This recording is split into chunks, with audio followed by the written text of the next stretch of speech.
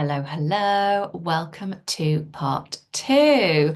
I hope that after yesterday's session one, you went away with some golden nuggets that maybe you've been thinking about in your mind, or maybe you've taken up the invitations to write down some ideas and reflect on the things that you learned. And in today's session, we're going to be looking at the nervous system in a very simple form. It is really important when you have a highly sensitive child, whether that is sensory processing sensitivity, which is the medicalized term for a highly sensitive person, or whether that is includes another neurodevelopmental difference like autism or ADHD.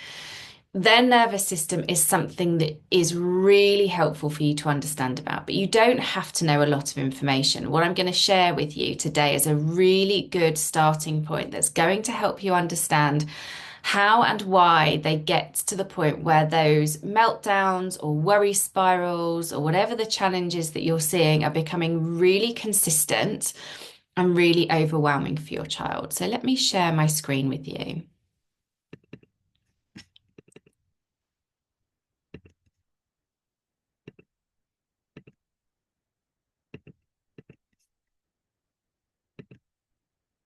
Okay.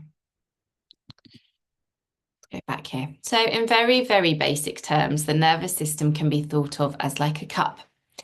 And the reason that it can be thought of as like a cup is because it can only hold so much capacity. So if we imagine that water that fills up the cup, metaphorically, is the stress that your child is experiencing on a daily basis.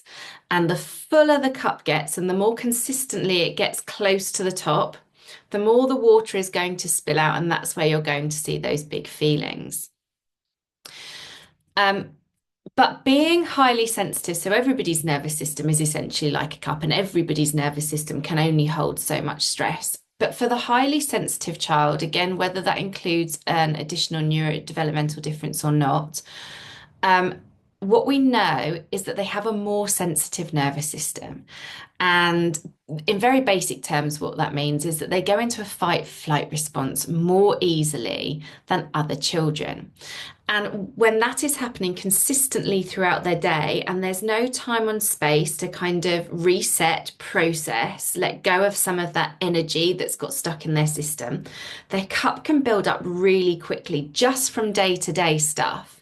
And then put on top of that something like a neurodevelopmental difference, which means they're having to think their way around situations differently or grapple with understandings that seem to be kind of obvious to other people but aren't obvious to them. Um, or there's trauma, or there's a physical or mental disability, or there's some really big changes or transitions happening in their lives.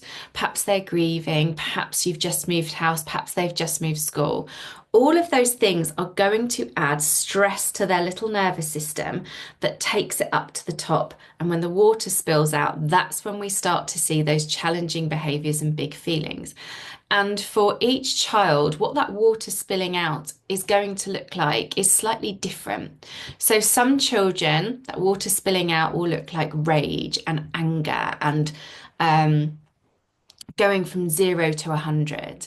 For some children, that will look like shutting down and just wanting to be on their own and wanting to be on a screen or not really wanting to be with the family. For some children, it will look like going into worry spirals or phobias or tics or stuttering, something that's kind of more anxiety based.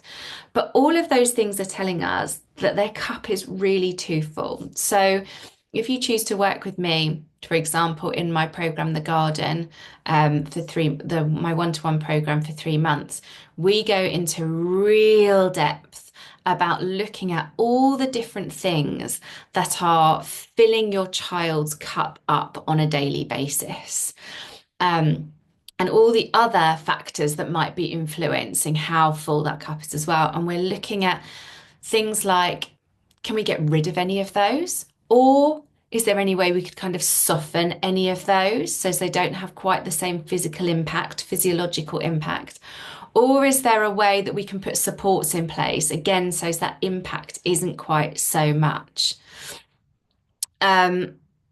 What else was I going to say? The upper limits of the cup.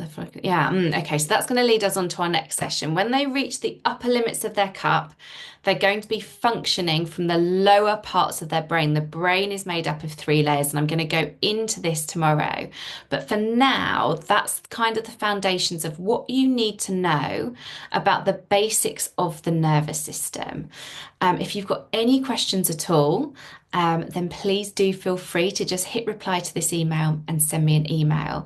But I'd really invite you to think about what sort of things are filling up your child's cup at the moment. Oh, and something else that I wanted to just relay to you that might feel helpful is that stress in the body isn't just things that are recognized by things that are negative. So, for example, excitement can also be recognized as by the body as stress.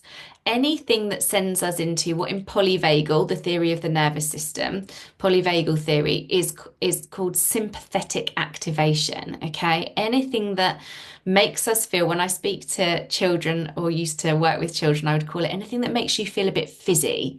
Okay, excitement, nerves, anger, frustration, but it doesn't have to be bad, can really add to that the cup filling up. So just be aware if your child isn't presenting as angry or frustrated or worried, but they are commonly silly, hyperactive, very excitable, that's also potentially filling up their cup too. So I will leave that there with you today. I hope that's been really helpful, and I'll really look forward to seeing you tomorrow.